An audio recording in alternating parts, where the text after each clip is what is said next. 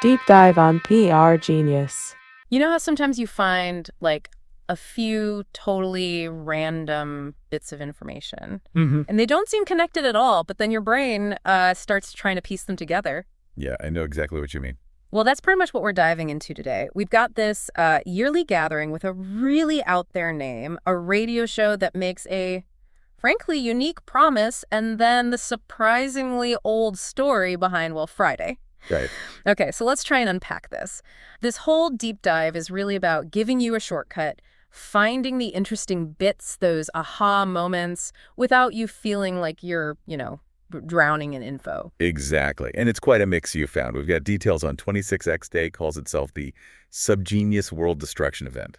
Yeah, quite the title. Then there's Virgin Friday on Slack Radio, promises never to repeat a show, plus some interesting merchandise. Okay. And yeah, the actual history, the etymology of the word Friday. So for everyone listening, we're going to look at each of these things, see what they're about on their own, and then we'll see if these, well, seemingly separate threads actually weave together somehow. Could be interesting. Could be very insightful. Okay, let's jump straight into 26X Day. The announcement you shared gives the basics. Summer 2023, right? June 30th to July 5th. That's right. And get this, it wasn't just one spot, it was two, Florida and New York. Dual locations. And they called it the Subgenius World Destruction Event and Annual Migration. I mean, seems pretty straightforward, maybe? Well, straightforward might be putting it mildly, perhaps. What's really interesting is how they describe the two places. Oh. The Florida one, Landoide. They called it a proper Stangian Orthodox traditional X-Day gathering. Stangian Orthodox traditional. Okay, what's that about? Well, that likely points to Rev Ivan Stang, who's a pretty central figure in this Church of the Subgenius. It suggests following the original traditions. Oh. They even mentioned it was in the tradition of like 24 previous X-Day drills. Wow, so it's been going a while. And the features. Riverside camping, an indoor stage, and a clothing optional policy definitely sets it apart from, say, a typical conference. Definitely. And the price was really specific, too. $44.95. Discounted, but you had to be a church member. Right. Exclusivity. Plus, they were apparently trying to crowdfund to get someone called Dr. Hal there. Suggests he's a big deal in that community. Seems like it. And the list of who might show up. Unnatural acts already expressing interest. Yeah. People like Reverend Ivan Stang, Dr. Philo Drummond, someone called Rubik's Cube. I mean, it paints a picture, doesn't it? A very colorful group. It certainly does. And then if you look at the New York option, the real X-Day up in Spencer, it seems like a different kind of feel. How so? Forested setting, swimming pond, tent camping, and a pretty unique ritual planned. Naked baptism by Dr. Hal. A naked baptism. Okay. Baptism sounds like baptism, but subgenius style. Precisely. Yeah. Often with a healthy dose of playful irreverence. And they also plan to burn Bob, presumably their central figure in effigy, if the world didn't actually end. Right, the world destruction event part. Exactly. Right. So it shows there might be, different takes or approaches within the subgenius world, especially since Reverend Stang was only scheduled for Florida. Interesting. And they even mentioned another potential spot, Wisteria, Ohio, somewhere they'd been before. Yeah, but it didn't happen that year. Apparently no one stepped up to organize it, and Rev Stang wasn't really able to handle the big setup anymore. Okay. That really highlights how it's kind of a grassroots community thing, doesn't it? Needs people to make it happen. Exactly. And that ties into their whole philosophy about X-Day. They're very clear. Not a convention. Right. It's an adventure, a survival test. Yeah. That whole idea that the brutal times form a protective barrier around all the slack at X-Day, it's a really unique perspective. Yeah, it suggests the difficulty, the weirdness is actually part of the point, part of getting this slack. Essential to it, maybe? Okay, slack. Definitely need to remember that word. It keeps popping up. But look at the list of things they might do there. It's quite something. Mass baptism, costume ball, a bulldada auction. Well, what even is that? Look, it sounds chaotic. Probably drawing on daddyism, yeah. Absurd, nonsensical. Mass short-duration marriage, loudest Yeti contest. Wait, trained prairie squid giggin parties? Are they serious? Well, with the subgenius, seriousness is often relative. Yeah. But it shows the range of potential absurdity. You really couldn't make it up. And they have merch, too. Shirts, mugs with X-Day art. Oh, yeah. Definitely the sense of identity and branding.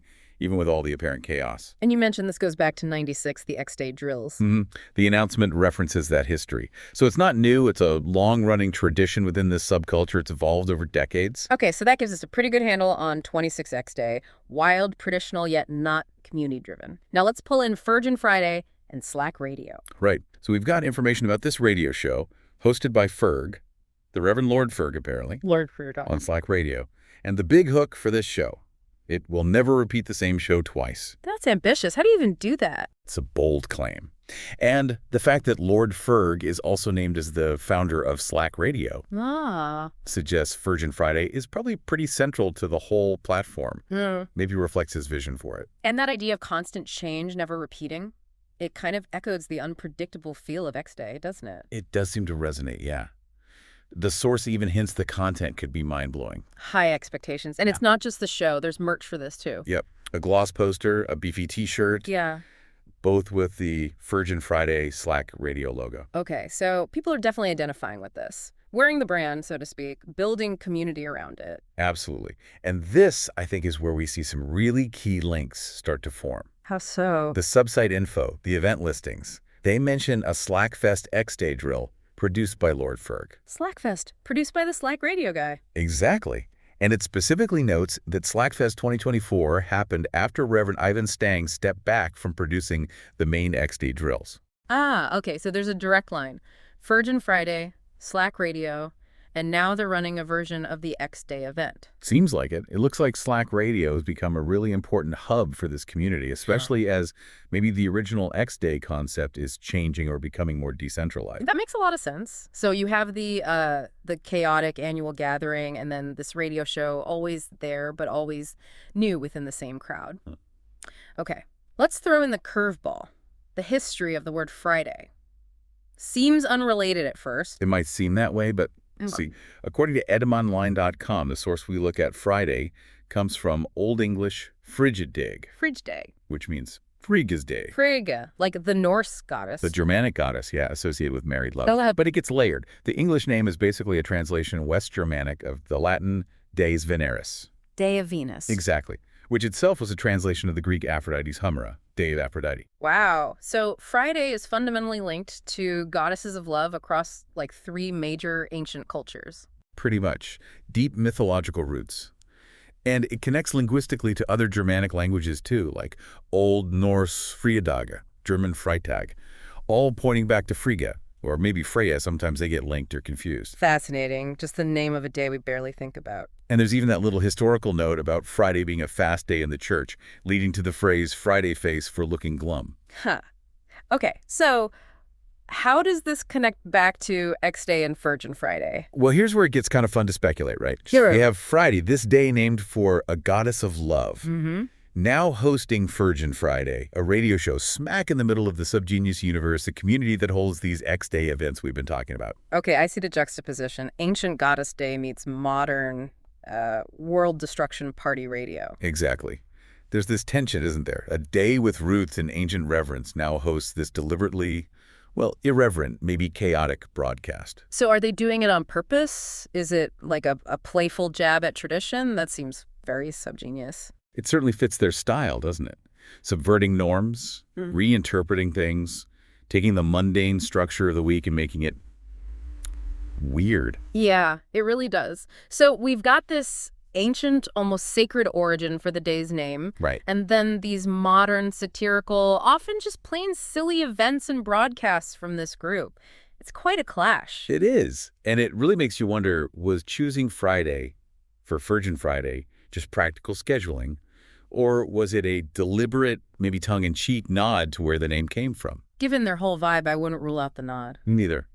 Especially with their focus on irony and, well, messing with things. And then there's that word again, Slack. We can't ignore that. It's in Slack Radio. It's what you supposedly get at X-Day. Right. And Reverend Ivan Stang, in his reflections, talked about gaining slack by giving in to the emergentile force at X-Day. The emergentile force. It really seems fundamental. This slack concept, for anyone listening, think of it maybe as freedom. Freedom from the usual grind, societal rules, expectations, a state of being. Getting away from the normal. Kind of. And that idea ties into how X-Day itself has changed over time. How so? Well, the subsite info mentioned it shifted from being tied to one specific prophecy date. Right, July 5th, 1998 originally, wasn't it? The day the world didn't end for them. Exactly. It evolved into this more flexible, decentralized thing. People can even hold their own X days now. And Slack Radio's Slackfest, run by Lord Ferg, seems to become a really key central event in that new landscape. So it went from a specific failed prophecy to more of a recurring cultural event, mediated through things like Slack Radio. It looks that way, which says something interesting maybe about how belief systems or communities adapt, especially now. It's less top-down, more spread out, participatory, held together by shared ideas like Slack and shared media. And those Hour of Slack radio show logs you mentioned, they sound like they really capture the flavor. Oh, definitely. Episode hashtag 1632, for instance. They're talking about subgenius history, how to deal with cooks trying to crash X day, Right. and then suddenly pivot to the sex lives of lizards. Okay, yeah. Unpredictable is the word. Totally. And then another episode, hashtag 1588, shifts from recordings of live X-Day stuff to a much more serious chat about societal anxieties, politics. So it shows the range, right? It's not all just jokes and absurdity. There are deeper concerns woven in there too, which probably surface at X-Day and on shows like Virgin Friday. So let's try and wrap this up a bit for, everyone listening. What's the takeaway from connecting a Goddess's Day, a wild party, and a radio show that never repeats? Why does it matter? Well, I think what we're seeing here is a really fascinating snapshot of how a subculture works, how it builds and keeps its identity. Right. They create their own traditions, like the X-Day drill. They have their own media Slack radio, Virgin Friday. And they even play with ancient ideas, like the name Friday, but twist it, add irony, reinterpret it for their own purposes. It's like they're grabbing all these different bits, mythology, tech, humor, absurdity, and weaving them into something totally unique, something that lasts. Exactly. And for you, listening, hoping for that quick but deep understanding, this dive kind of shows how looking at seemingly random stuff can actually reveal surprising connections. It paints a much richer picture of, well, whatever phenomenon you're looking at. Makes sense. It's not just about this group, but about how groups like this operate. And maybe it raises questions about how humor and rejecting the mainstream helps build that strong community bond. The way X-Day changed from a set date to something more fluid, boosted by Slack Radio, it really shows how these subcultures can adapt and stick around, even in a world that's changing super fast. Okay, so quick recap then. We looked at 26X Day, this ongoing, evolving subgenius gathering. We checked out Virgin Friday and Slack Radio, a key modern voice for them, always new, with a real following. And we dug into the ancient goddess-related roots of Friday itself, which was kind of an unexpected backdrop. Definitely. And the thread pulling it together seems to be this idea of Slack and the strong community built through these events and media. Precisely. So maybe the final thought, the thing to chew on, is this. How do these kinds of unconventional groups, like the Church of the Subgenius, use this weird mix history, jokes, modern tech, to build an identity that actually lasts? Especially when they're kind of built around the idea of the world ending. What does the way X-Day keeps changing tell us about belief, about community in our, let's face it, pretty complex world today? That's definitely something to think about, looking for those unexpected connections everywhere. Exactly. Keep that curiosity going.